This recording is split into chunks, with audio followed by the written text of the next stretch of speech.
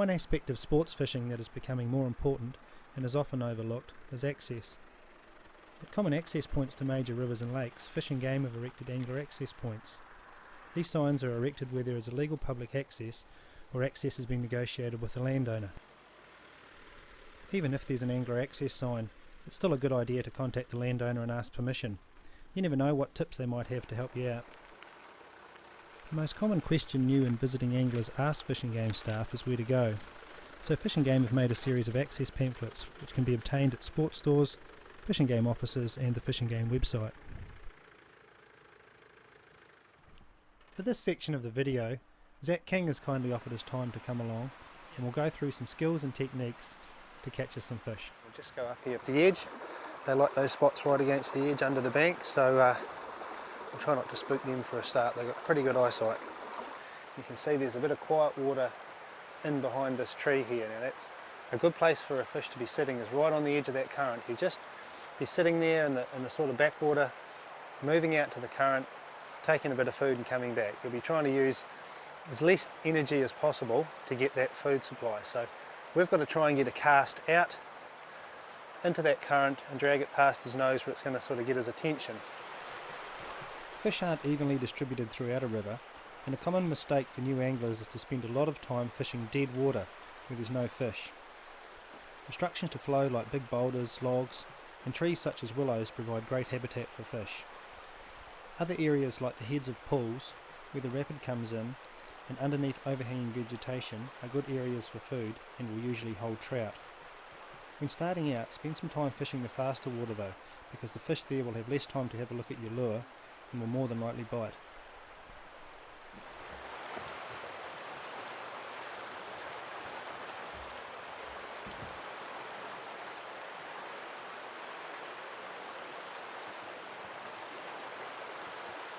Now in this spot here you can see that there's a bit of quiet water just in behind the tree.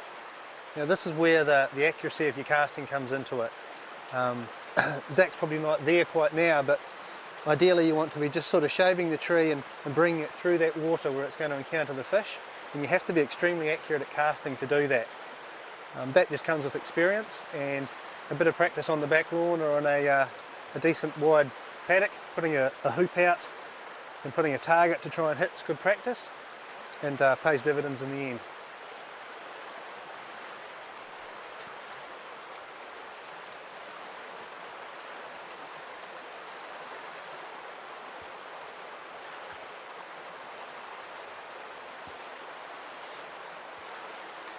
Now, just while Zach's fishing there in the background, we'll go over casting. Now, casting is common to all types of fishing.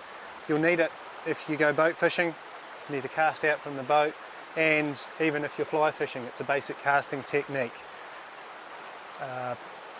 So the steps are to have about a foot of line from the rod tip down to your lure, and then it's all about timing. So you take the reel, bring it around to the lines at the top, grab the line, flick over the bail arm, and that will allow the line to come off when you cast it. From here you take it back at about 45 degrees over your shoulder and you make sure that the lure isn't hitting the ground or any vegetation behind you, and then it's about releasing the line when the weight comes on the lure. At the same time you want to be pointing it in the direction that you want the lure to go, so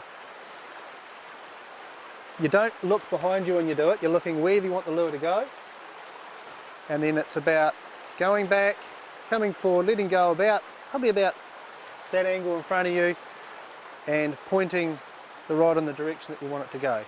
So we'll just go through one basic cast, so just making sure that there's a foot of line or close to it at the end of the rod. I'll flick the bail arm over, put the line up under my finger, back and let it go.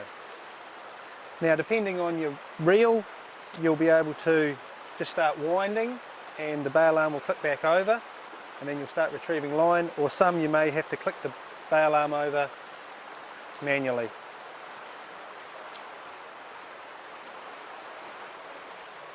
Right, we'll head off, Zach, eh? We've had a couple of bites, but looks like we're not going to have much luck here. We've persevered and covered most of the water, so let's go.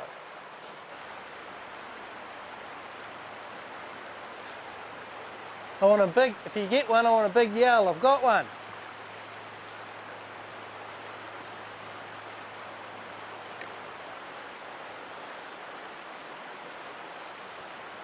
Got one. Have you? Good stuff. Hold him, Zach. Hold him. Hold him.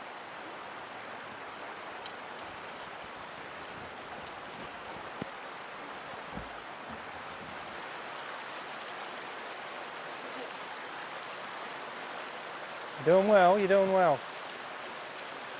Here he comes. See him there? Just hold it there. Hold it there. Hold it there. I'll get in and get him for you, eh? Just, you don't have to reel so much, Zach. As long as there's weight on the fish, you're right. You don't have to wind so much. Can you just bring him in a bit?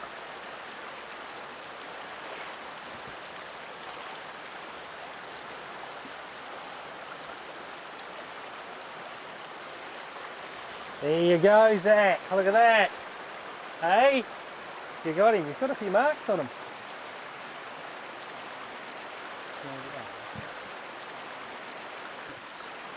Pretty happy little angler. We'll put him back in the water now.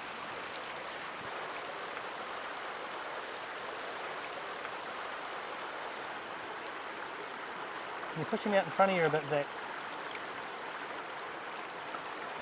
Right, just while Zach's fishing away there in the background, I mentioned before that tension's important in the reel.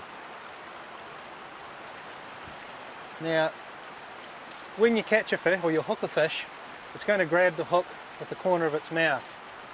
Now the hook itself has got a barb on it, which is a little bit that comes back the other way, and what happens is as it goes through the flesh of the mouth, the barb will stop it coming back out again, but that only works if there's pressure pulling it in one direction.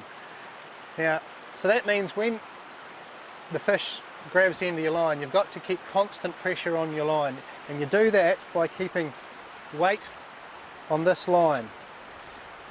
So what's going to happen is you'll hook the fish and it's going to run. It's either going to come towards you or go away, and if it comes towards you, you're going to have to reel quite fast, but if it runs away it needs to take line with it, otherwise it'll break the line. So that's where the tension comes in. Now, when you first start fishing, you need to set that tension so that it can, with a good tug, it can pull off the reel. Ideally what will happen is a fish will grab, the reel will scream as it make a noise as it takes off and takes a bit of line, and then it'll slowly slow down, and then you start reeling again. The great thing about the tension is that you can reel and it takes some line. During that time you want to keep the rod tip up and keep the end of it bent. When that starts to straighten a bit, that's when you start reeling again. If it really starts to go, you can drop it down a little bit, it'll take some line, but then start reeling it back in again. It's a series of doing that, toing and froing until the fish is tired enough and you can get it in.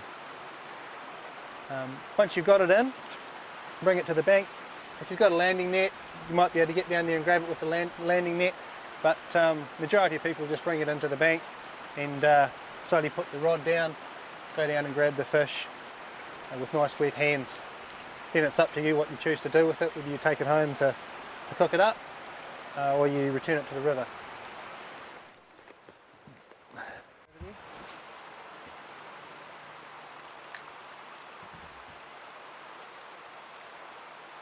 I think he's a bit bigger than your last one. I'll just get out of your way there. It's going to hit me with that rod if it comes free. Is he coming in? Making any ground on him? He's only just here. Just ease off a bit, Zach. Just probably got... Try and keep your rod up a little bit, just to try and keep the pressure on the fish. Let him go, let him go.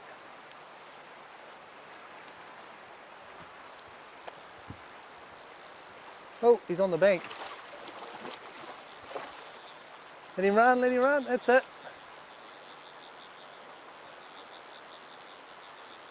When it's making that noise like that, Zach, Adjust the tension. yeah, that's it.